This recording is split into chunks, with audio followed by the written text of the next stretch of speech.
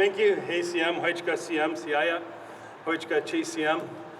Thank you, my beloved relations, for coming today on behalf of my two nations. My dad is from Squamish and my mom from Tsleil-Waututh, and I have lots of relatives out in Musqueam that we welcome here in the traditional Coast Salish territory.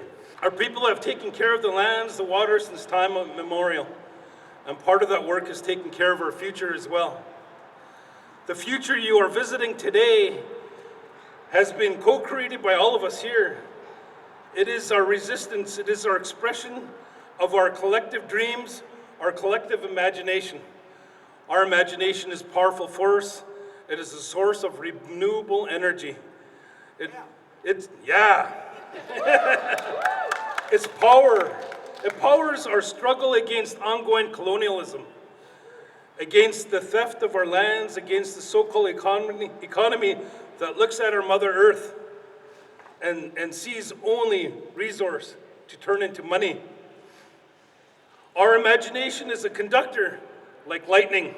It opens up the channel to the sacred words of spirit, and through prayer and ceremony infuse our daily actions on the earth with meaning and power.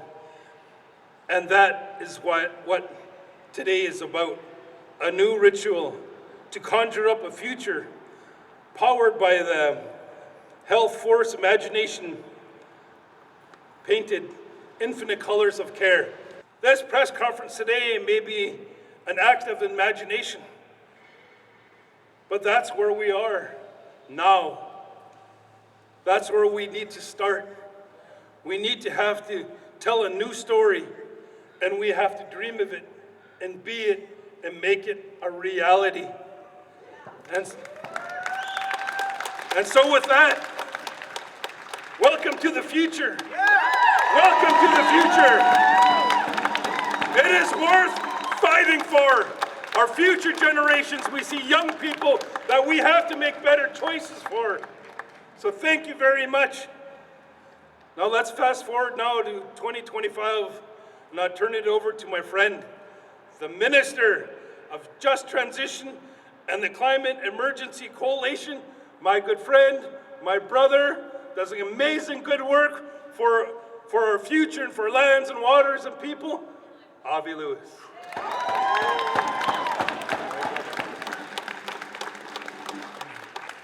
Thank you, Ruben. Thank you, Ruben. Thank you for your leadership, for your generosity, and for welcoming us to do this work on these lands. And welcome all to the Just Transition Ministerial Update 2025. I want to start with a land acknowledgement that suits the times. It is with humility that your Climate Emergency Coalition government acknowledges the keepers of these lands, the Musqueam, Squamish, and the Tsleil-Waututh nations. And it is with pride that we announce today that the Government of Canada and the people of British Columbia and Vancouver are finally paying taxes to the Musqueam, Squamish, and Tsleil-Waututh nations. That's right. We are finally getting serious about being good guests on these lands, and every level of government is paying rent to the rights and title holders. Of course, this is not just a financial relationship. You will hear much more about the social programs, the physical infrastructure, the stewardship of nature, and the many other ways in which we are engaged in the work of repairing relationships. These are just a few of the many accomplishments we're here to celebrate today from the past few years of massive change in our society. And they have been exciting years. Just think back, if you can, to 2022, and it is stunning how fast everything has changed. That year, 2022, started, of course, with an historic political emergency, quickly overtaken by war, and then the unforgettable cascade of natural disasters that led to that famous snap election and the forming of the Climate Emergency Coalition government. A government which has brought unity and solidarity back to our political discourse and made so many positive changes in just 36 short months. And it is important to put our just transition process in this context. This is not a dry policy exercise dominated by advisory panels of experts, or a series of government programs imposed from Ottawa merely to lower the concentration of greenhouse gases in the atmosphere.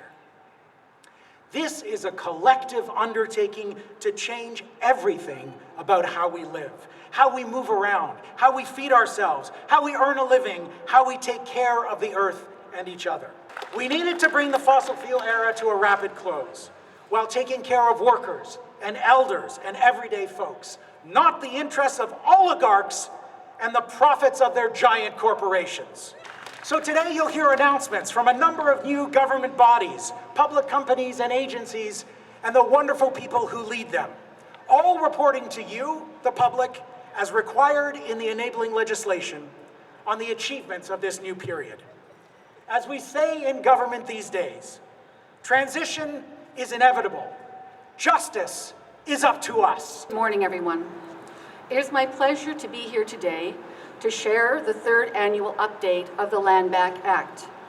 Since the Act was one of the measures included in the first 50-day sprint of the climate emergency coalition government, we have plenty of progress to report.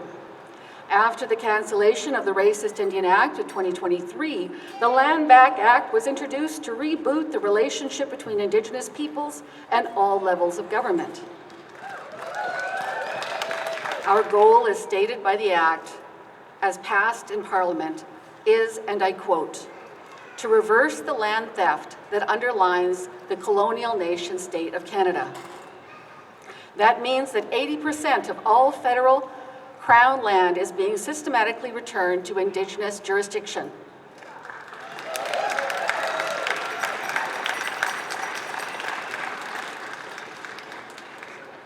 That is what transition looks like. That's what just transition looks like. Now the government understands there is some trepidation about this effort. We Indigenous, even though we have faced severe injustice and been the victims of genocide and at the hands of government, accept that all Canadians have acquired a basic human right to be here. But with rights comes responsibilities.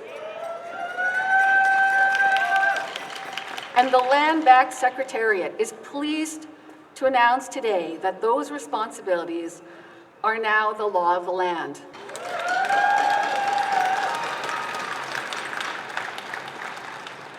Now there is much left to do, but the Land Back Secretariat is on a roll. I'm happy to end my remarks today with an official announcement. Here in the province that has been known as British Columbia, the Renaming Roundtable has begun its consultation on a new name.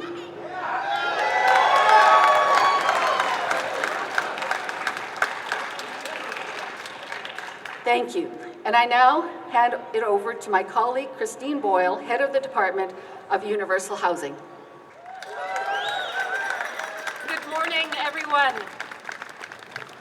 Let's start by remembering where we were just 3 years ago. In 2002, we faced a full-blown housing emergency. Left to the market, house prices had ballooned beyond all reason. Houses were no longer treated as places to live, but as profit centers for speculators and real estate corporations. Our communities were becoming more and more segregated, with sprawling neighborhoods for the wealthy and limited space for the rest of us. Housing in 2022 was characterized by inequality, vulnerability, racism, and an epidemic of houselessness. All the conflict, stress, and social division that followed it. And then, the climate emergency coalition government got to work. The Department of Universal Housing focused first on the big solution, a public option for housing. We launched the Great Buyback, purchasing existing rental buildings and bringing them into community ownership. That allowed us to bring in the rent reboot, freezing or lowering rents across hundreds of thousands of units all over Canada and locking those lower rents in for good.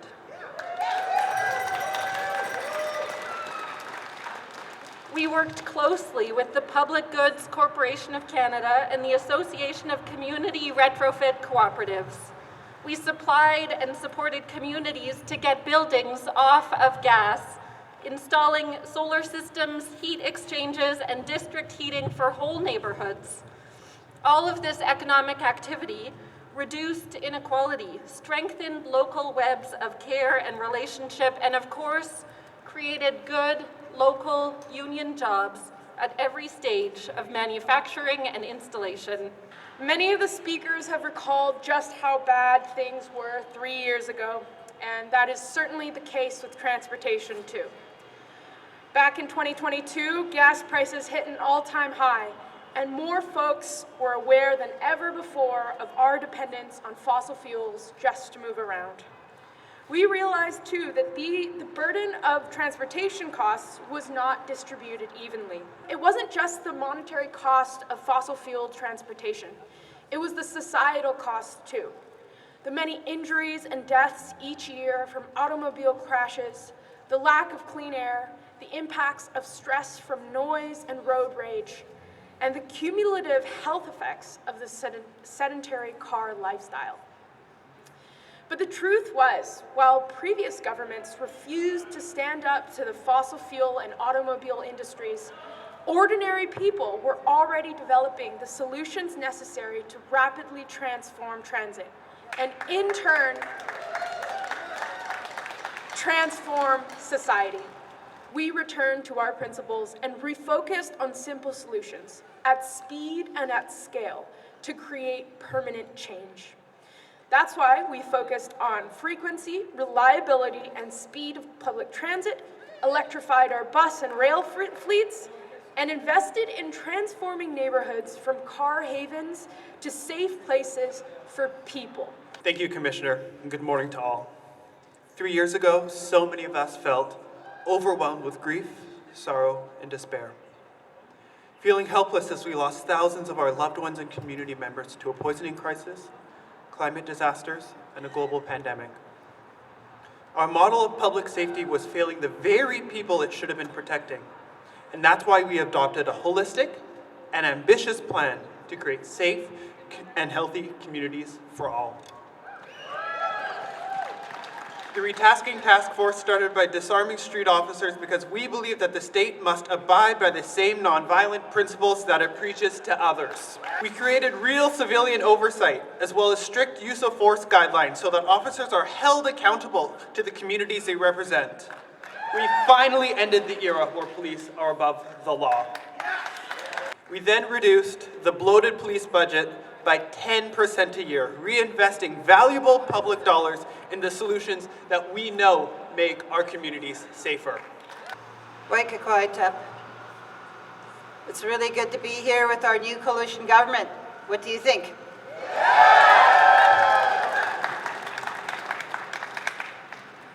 The end of petro government?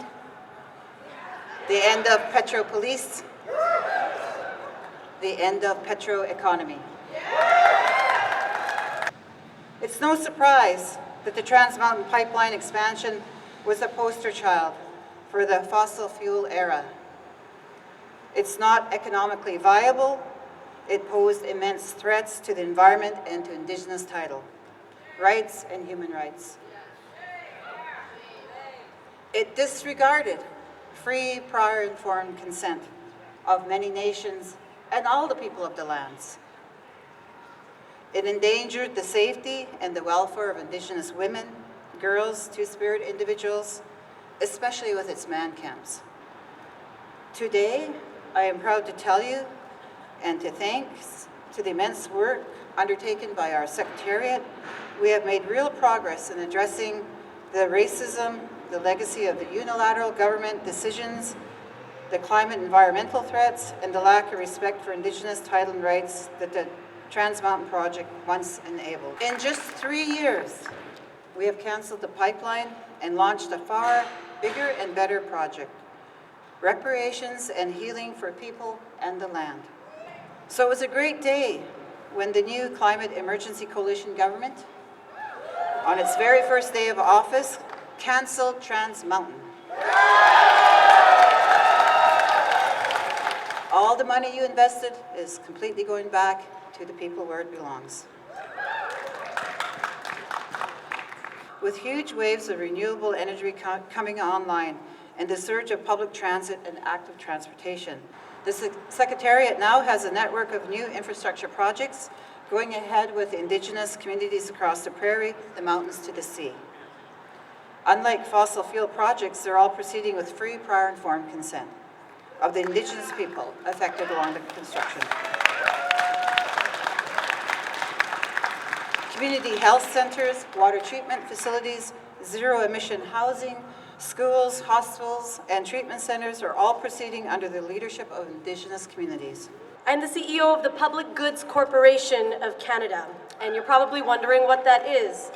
When we designed the comprehensive 3-year Just Transition Plan back in 2022, it was clear that to rapidly decarbonize while confronting the deep inequality and systemic injustices of our times, we simply had to put our economy back in the service of people and the planet. In 2022, as you've heard already today, we launched our national inventory process, identifying the key goods and services that were needed most urgently and that the market was unable to provide at the time. Putting people's needs and the ecological limits of our planet at the heart of the economy changed everything. We were able to create more than 1 million jobs while rapidly decarbonizing and reducing inequality at the fastest rate we've ever seen in history. Yeah. Public ownership in the energy industry has drastically diminished the power of fossil fuel corporations and finally put communities in charge of their own energy needs. As a huge public company, we have the market power to make sure that our supply chains are sustainable and in right relation with communities around the world. We are aiming for no more extractive industries and no more extractive practices. The question hanging in the air today, just as it has been repeated by our critics throughout this historic process, and you know the one, sounds expensive. How are we going to pay for it? First, let's remember how we got here. When the Climate Emergency Coalition government came to power, with a mandate not just for rapid climate action, but for sweeping climate justice, we knew that significant public expenditures would be required. And just as the pandemic, back at the beginning of this decade, taught us the cost of inaction are mass death and suffering, there really is no alternative. We have to spend what it takes to win. Yes. What does winning look like? Well, we're doing it, so we know.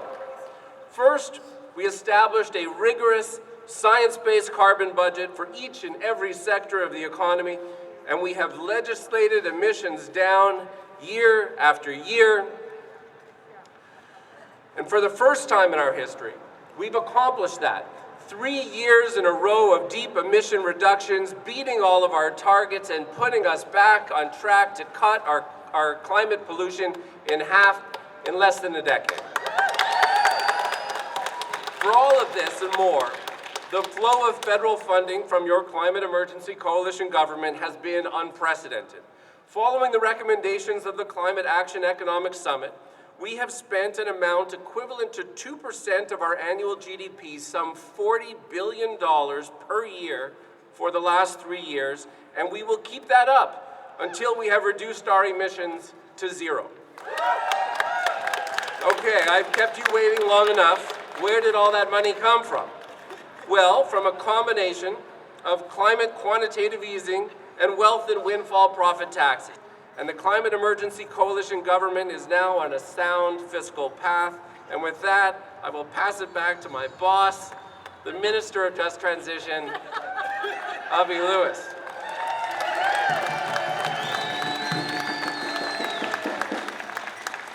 Thank you, Commissioner Klein. I know I shouldn't break from the script, but you may have accidentally neglected a couple of minor points. Like the fact that it only took us 3 years to get to full employment in Canada. With a universal 4-day work week.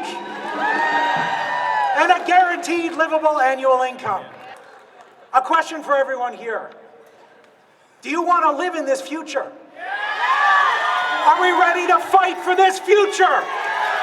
Because this future that we describe here today is the work of all of us, the fruits of our imagination and struggle.